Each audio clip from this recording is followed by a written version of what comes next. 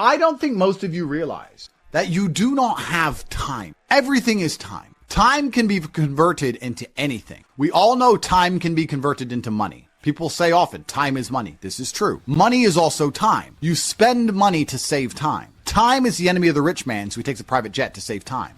Money is the enemy of a poor man, so he waits for the bus to save money. But they're the same thing, money and time. So when I say you don't have time, this is something you need to remember because it's extremely important and you can apply it to most things. You do not have time to have a headache. Do you understand? I'm not saying you don't have a headache. I'm not saying your head doesn't hurt. But you don't have time for it to affect your life. You do not have the waking hours. You are being outcompeted and crushed by people who are more powerful and more connected than you'll possibly ever be. By people who know things you do not know. You do not have time to have a headache. It's simply not acceptable. How do you perform when you have headaches is a stupid question. The fact you've even framed it in that way shows that you don't understand the world. I'll give you another example. You don't have time to argue with your woman. Your woman started an argument today. Or yesterday, whatever, and you've been texting back and forth. You don't have time. You have things to do. There's unlimited work in the universe. You don't have time to have a headache, or message girls, or scroll Instagram. You don't have time for any of these things. Time is your lifeblood. It's all you've got. You can turn time into reputation.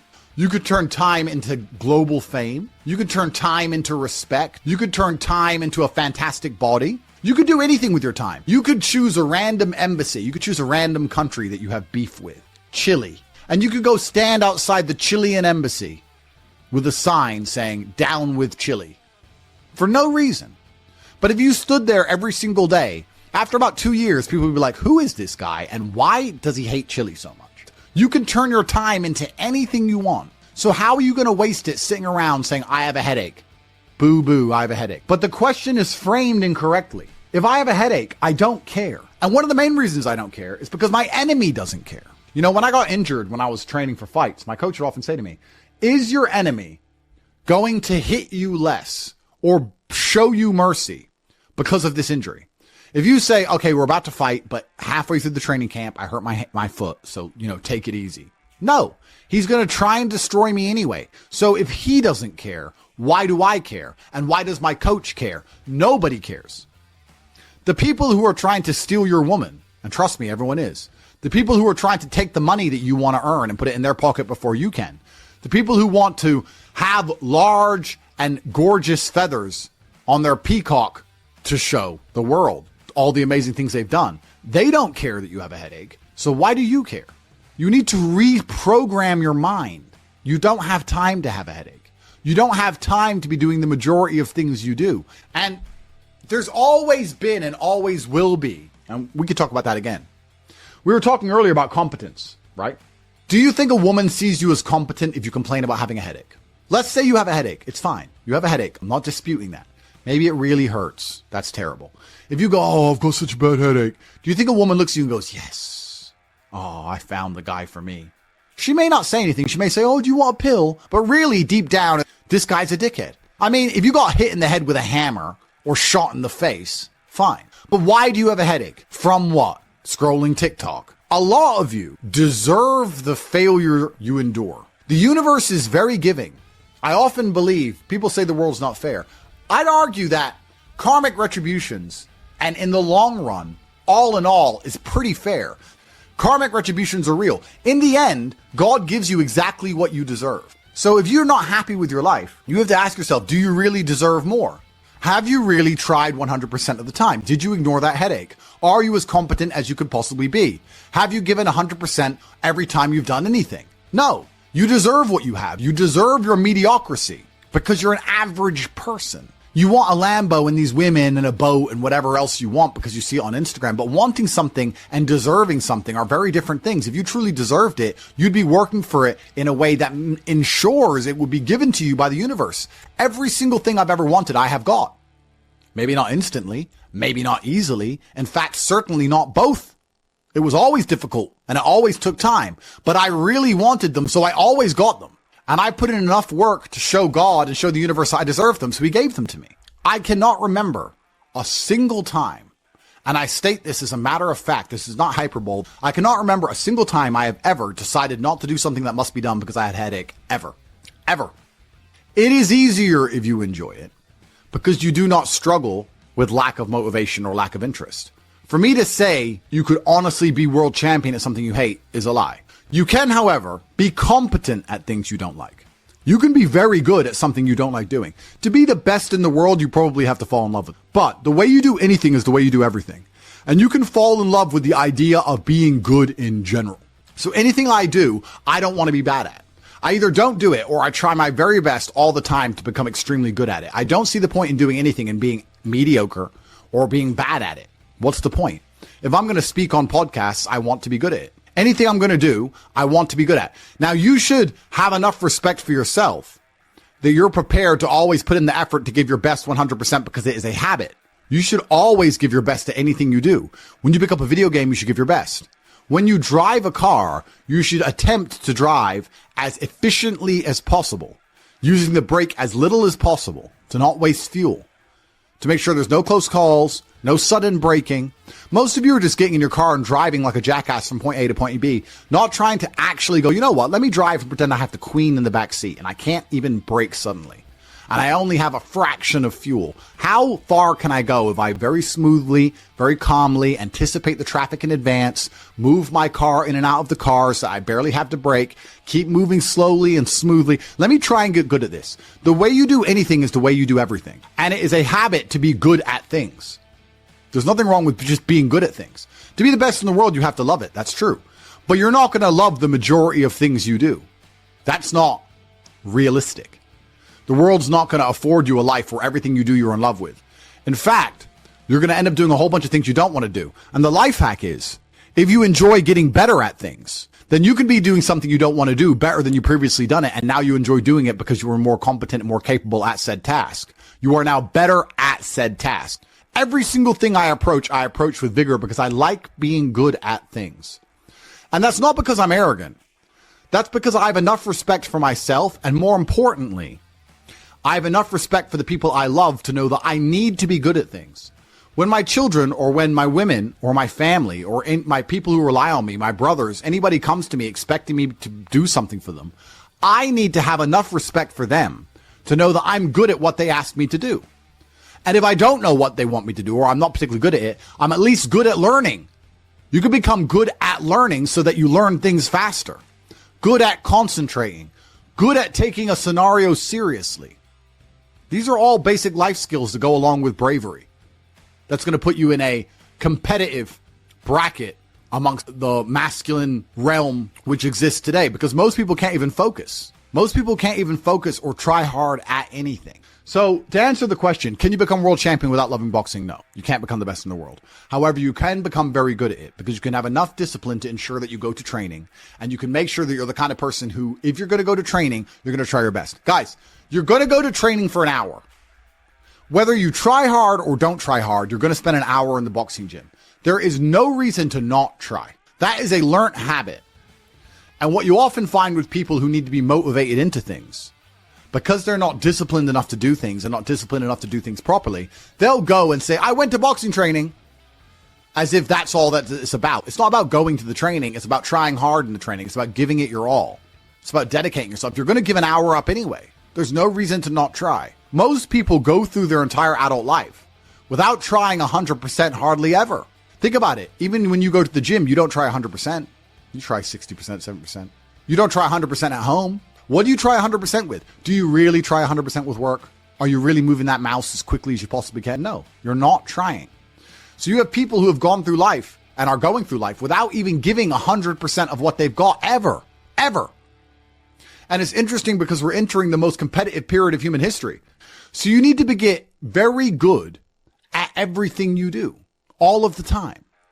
You'll learn a lot of lessons about psychology in the boxing ring. Now, they're not related, technically. One's exercise, one's the psychology of people. But you'll learn in the fight ring, you'll learn that you're not tired when you're winning. You're tired when you're losing. That once you start to win, you get to find unlimited energy from the universe from somewhere, and you just continue to push forward, no matter how hard it is. Winning is easy. It's trying to turn it around when you're losing that is difficult. You take this lesson from boxing and you apply it to everything else in life. You apply it to money and say, once I start to make money, I know I will have endless motivation to keep making money. It's just hard to make money in the first place. It's hard to get over that hurdle, but once I get going, it's easy. It's a positive reinforcement loop. It's a spiral upwards into infinity. It's a tornado that takes you to the promised land. So to have that unique psychological conclusion, that unique psychological input, you had to become good at boxing. So it's very important that you're good at everything you do all of the time. Don't do it if you're not going to try. But you don't want people to learn bad habits. But it's a bad habit to coast. It's a bad habit to spend time and waste it. It's a bad habit to go, I tried. I went. I didn't give it my all, but at least I went. You see this kind of cope online all the time. Yeah, at least I went. It's going that matters. That's not true. It's trying that matters. So you see this kind of cope. I didn't feel like going to the gym, but I went and just had a light session. Why? You went anyway. So why did you have a light session? If you're going to go, do it. If you're going to do it right. There's no point in half doing anything. You may as well have not done it at all. So this idea you can coast through things, this idea you can lazily try or pretend to try or just showing up counts, I dispute all of that absolutely. You give 100% of your heart, soul, and vigor to anything you do, and it becomes a habit so that it's all you know how to do. Before you know it, you're driving a car trying to do it as well as possible.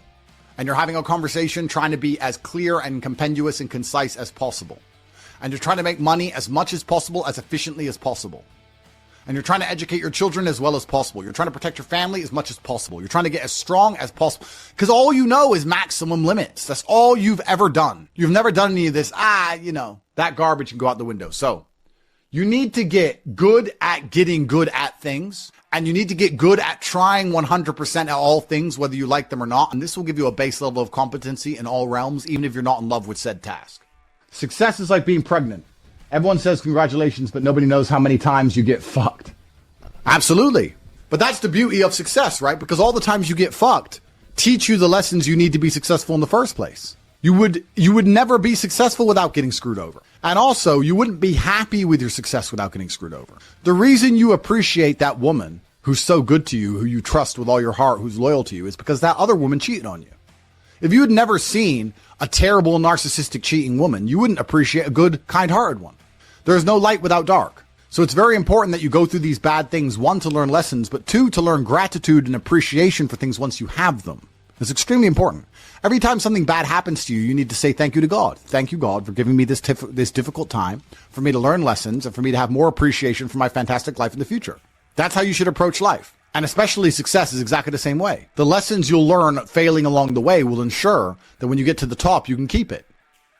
Firstly, the tenet of bravery. It's difficult to think of a scenario where being brave would be a negative mindset for you to be able to tap into, because bravery affords new options you haven't previously considered. If you're a coward, you don't have certain options on the chessboard because you simply don't have the bravery to make X moves.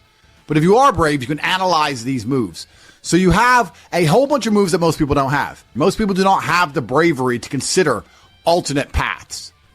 You need to be able to look at the chess moves that most people will not be prepared to make. And most people live very afraid. So bravery is an extremely important skill to hone. It's something you should practice. You should often sit and think, what would be the bravest decision I could make in this scenario? What would be the bravest one I could possibly make? And consider it. I'm not saying do it, but you should get in the mental model of considering it. Because quite often when you're a coward, brave decisions don't even cross your mind, ever. They don't even cross your psyche. They're not even something that's interesting to you. You haven't trained your mind to consider them. So you need to train your mind to consider bravery, because bravery is something that is going to universally apply throughout your life. It doesn't matter if you're rich. It doesn't matter if you're poor. It doesn't matter if you're in Thailand. It doesn't matter if you're in Peru. Having the option to be extremely brave and consider the options which are afforded only to a brave person is going to be something which is always going to benefit you. So it's very important that you consider and think about bravery as a whole. It's something I want you to hone. Life is sales. Convincing a woman to love you is sales. Work is sales. Life is sales. So fantastic thing to learn. Boxing, once again, fantastic thing to learn. It's very good. Your body and mind are connected. You cannot have a strong mind without having a strong body. Fantastic. Who should you be before you become rich? Well, money is an amplifier. Money's not going to change who you are. It's going to amplify who you are. If you're a good person, it'll make you a very good person. If you're a bad person, it'll make you a very bad person. If you're a weak person, it'll make you very weak and cowardly and scared. If you're a strong person, it'll make you very brave. Money amplifies. So you actually kind of have to hope that you don't get rich too early before you've struggled enough, because men are built on the back of struggle. You have to go through pain and terrible things as a man and struggle constantly to be a good man. No man who has not struggled is a good man or good at being a man. But don't worry, I think God has a plan for you. You should be trying your absolute best to get rich all of the time. You should be struggling and working as hard as possible. And all of those lessons that will come with all the suffering and the difficulty will be amplified by the time you're a multimillionaire and you'll become the best version of yourself. That's how you become a top G. Wake up every day and be prepared to give 100% focus to all of the things you do. That's all you have to worry about. It's kind of like, if you worry about the work, the results come. The results are easy. Guys, money is easy. Money is easy. Women are easy. The life you want is easy. All you have to do is fall in love with the work. If you fall in love with the work, fall in love with being good at doing your work, getting it done, never missing a day, because the easiest way to make sure you never miss a lucky day is to try every single day. Lucky days exist, and you're never going to know if you have a lucky day or not unless you try every single day. Then you're never going to miss any lucky days, and you're going to pull it off, and you're going to realize it wasn't actually that difficult. All it took was consistency and constant effort, never being lazy and doing everything I'm supposed to do properly. When you tolerate something, you're admitting you deserve it. You're going to get exactly what you deserve in life, from women, from masculine friendship, financially, respect on the street, luck. You get the luck you deserve. If you try your very best in all things and you pray and you're really thankful to God and you say thank you all the time, you start to become very lucky. Lucky things start to happen. You get the luck you deserve when you try. It's truly remarkable. When a woman looks at you and goes, he can do anything he says he's going to do, that's when you become instantly attractive. Competence is extremely important. That's the masculine world. And peacocking built this world. Don't let losers and brokies sit and say to you, oh, all our graves are the same, it doesn't matter. No, it does matter. You were not born to suffer and die without being remembered or leaving a mark on this planet. You weren't born for that. You were born to do something great and to be remembered. You were born to leave offspring, which are so fantastic, raised in your image, that you, by proxy, are discussed into eternity. Your bloodline becomes synonymous with competence and capability. That's why you were born. The reason the male peacock shows its feathers is to say, look what I have. There is nothing wrong with that. That's what built the modern world. All of the explorers who risked their lives on the 7 seas did it to say, look what I did. The most beautiful buildings around you, the cathedrals, all these things that were built by men saying, look what we have done. We have done something other people cannot do. Flexing, in and of itself, is not a stupid idea. It's actually a biological norm amongst men. Don't be confused. You don't want to flex asininities. You want to flex capabilities. You want to flex competence. You want to flex, look what I can do, which others cannot do. And respect often lies on the other side of fear. If there's a decision that everybody's afraid to do, but you do it, that is what's going to get you respected by your peers. But masculine brotherhood has been the basis of keeping you accountable. It's very easy for you to become the best version of yourself if all the men around you are pushing you all of the time. And they're ensuring that they are being their best selves, which is constantly pushing and striving towards successes. This is what you're supposed to do. You always have. This is why even boxers, although they fight alone, they train as part of a camp with other boxers. You're always pushing yourself all of the time. That's the primary objective of masculinity, is to leave your mark on the world. It's easiest to do that if you have brothers behind you who are pushing you to be your best self. I don't know how to keep that fire going. What should I do? This is a really interesting question, actually, because it amazes me that so many people in the world still today, even though we have instant access via social media to the truly successful, believe anything they've done matters. So you've made 100 grand. You're still poor. That's nothing. That is nothing. 100 grand is nothing. It is my cigar bill for a month. It's nothing. You've changed nothing. You've achieved nothing. You need to compare yourself always and constantly to somebody who is outperforming you. You need to stop being so happy with yourself for these tiny little successes. This is what they teach inside of common pop psychology classes. Yeah, and take the small success and be happy with it and put little milestones and reward yourself for achieving the little milestone. No, that's not what you should do.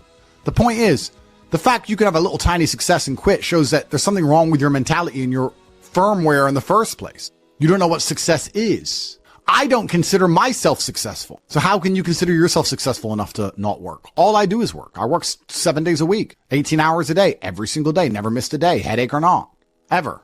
So I don't understand this mindset. And you see a lot of people do it, right? They'll say, oh yeah, I had a really great week and I made some money and now I'm in Costa Rica. You're never going to win that way. People often say to the extremely wealthy people, why do you work all the time? All you do is work. If I was as rich as you, I'd just go on holidays. Not understanding that the kind of person who goes on holidays when they have money is not the kind of person who becomes truly rich. The kind of people who become truly rich are the people who work every day no matter what. Which is why all of the people who are truly rich are workaholics, because it's the only way to really get there. You can get to a certain point once you're a trillionaire, you're Jeff Bezos or whatever, that you can take some days off. I'm not saying that. But the point I'm making is you need to fall in love with being happy with yourself for how hard you've dedicated yourself to a task. That needs to be more satisfying to you than relaxing. Relaxing is probably the most boring thing you can possibly say for me to do. Say, Andrew, do you want to go relax? I say, what do? Stare at a wall? That sounds terrible. Nothing is worse than relaxing. I don't want to relax. I want to work. That's all I want to do is work. Because if I work and I achieve things, I feel good inside. I got something done. I feel good. I feel happy. If I just relax, nothing's been achieved, so I don't see the point of it. It doesn't even relax me. In fact, it makes me very anxious. So then I feel more stressed than if I was just doing the work in the first place, which is why relaxing is impossible for me. And he said, well, it sounds like you have an anxiety disorder. If it's a disorder that allows me to constantly work all of the time and never be happy unless all of my work is complete, thank God I have it, because if I didn't have this disorder, I'd be a normal jackass like you. Guys, time is running out for a chance to win. It truly is. You guys are truly running out of time. It's very important that you get your act together quickly. So if you want to call it anxiety disorder, then get one. Don't be talking about headaches. Don't be talking about working. Don't be arguing with women. You have things to do, right? Doesn't matter if you have a headache or not. You must work. Anxiety sounds like free energy. Could give me more. Absolutely. Anxiety is exactly that. It's free energy. Nervousness is free energy. The inability to rest or relax or sleep is free energy. You just have to have the discipline to direct it in the correct directions. You need to sit at home and feel this fire inside of you because you do not have all of the money you want, all of the respect you want, and your name has not been echoed into eternity. You're not etched into the halls of history. You need to take all of that fire inside of you and all of that anger and direct it at one task. And you need to try your absolute best to ensure you succeed in that task. It's down to you. I can't drag you across the finish line. I can only show you where the race is and try and hype you up before you run. I can take you to the start line. I can tell you you can do it. I can tell you how fantastic it is when the race is over. I can tell you it is worth it, but you have to be the one to run the race. I can't carry you. If you're going to ask me stupid questions about headaches, you're never going to make it. There's going to be a huge contingent of the populace that never make it. But when you do, it is worth it because you're remembered. And that's the whole point of being alive as a man in the first place, is to go down in history. It's not to go through life comfortably. It's not to go through life without struggle, without pain. The point of being a man in the first place is so that you suffer enough for people to remember you, to die for something, to live for something. That's the whole point in all of this. There's nothing else to do. And make your name synonymous with something fantastic which has affected humanity and culture. That's all it's about. And it's very difficult to do that if you're insignificant and broke and lazy and stupid with a fucking headache.